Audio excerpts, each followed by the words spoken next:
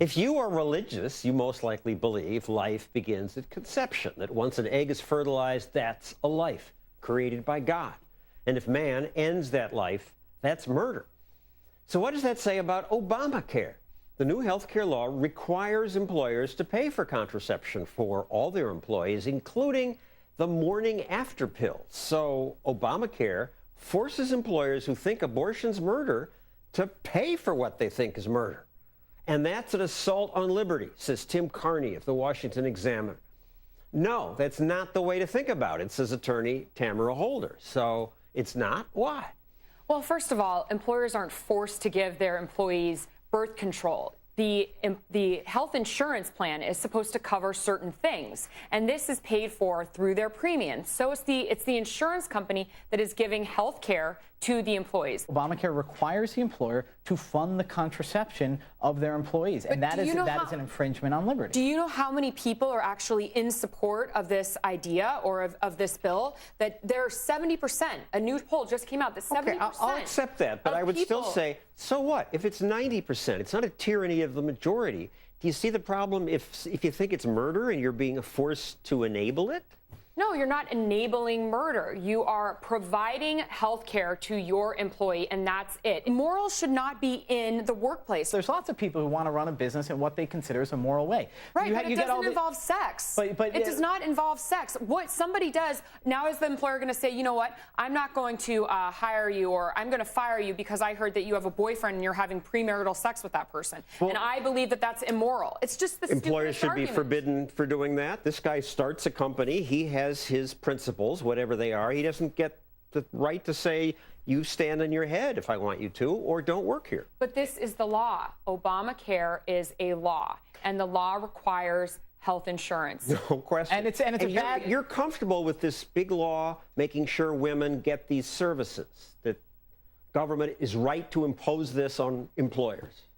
I believe that if it is a prescription medication, which birth control is, then it should be provided by the employer. They only have to pay for prescription. Yes, a woman must get a prescription. What's the reasoning for that? Why is that the line? Because it's a prescription.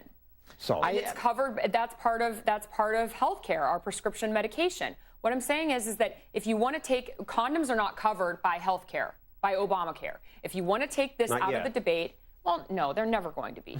You want to take this out of the debate, put birth control pills right next to condoms in aisle 4, and you won't have the problem.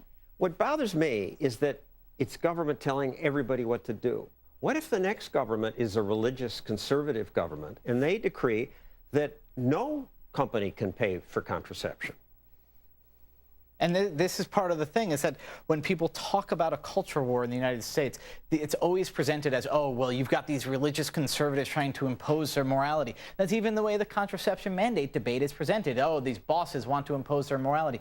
But the people imposing their morality in America today, mostly, I think, are the cultural left. I have to fund Planned Parenthood with my tax dollars. If I'm an employer, I have to pay for my employees' contraception and morning after pill. And so it's becoming illegal to live as a conservative Christian, as a conservative Jew, as a conservative Muslim. That's a culture war in America today. But here's what I'm trying to wrap my head around. If you are a conservative person, are you a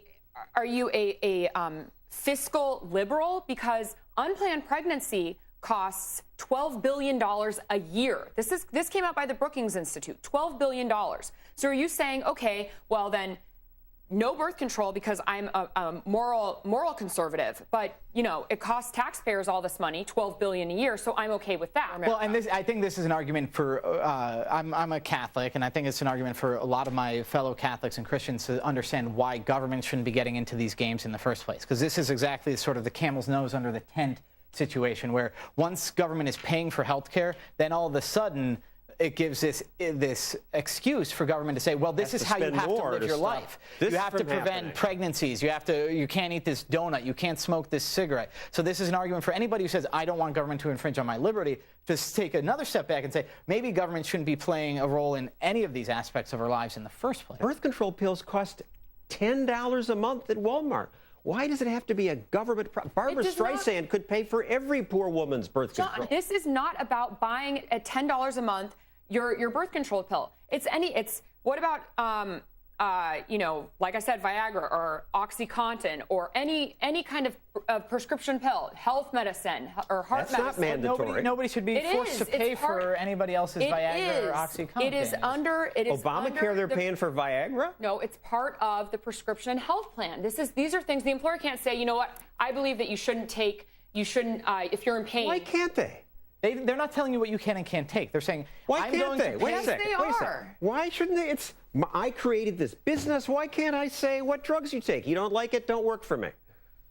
That's part of freedom. I don't want you to take your heart medicine, even though you have congestive heart failure. Then don't work for me. You don't have a right. I'm a nut. You don't have a right don't work to your, for me then. You don't have a right to your employer's money. But it's even a step back from that. Is saying this is not about whether employers are allowed to say you can't take any birth control at all. This is another step further, simply saying, what should the employer be forced to pay for? And you are saying that you have a right to that employer's money. If he wants to pay you in cash instead of contraception, that will be illegal come January 1st. No, this is through the health plan. This is not, the employer is not giving a person money and saying, here's $10. But the employer is being forced to pay for the health plan. Right, and it's the person, but the employees pay their premiums. Remember that they're paying for their health care as well. But the employees like me who do not want to pay for premiums that cover contraception, because my wife and I were Catholic, we're happy. We have 4 kids. We have a growing family. We don't want to buy that. You're making us pay for the plan that covers contraception for everybody. That's externalizing the cost. It's part of a plan. And that if my employer wants to provide a plan that doesn't cover your contraception, that should be up to the employer, because you do not have a right to his money.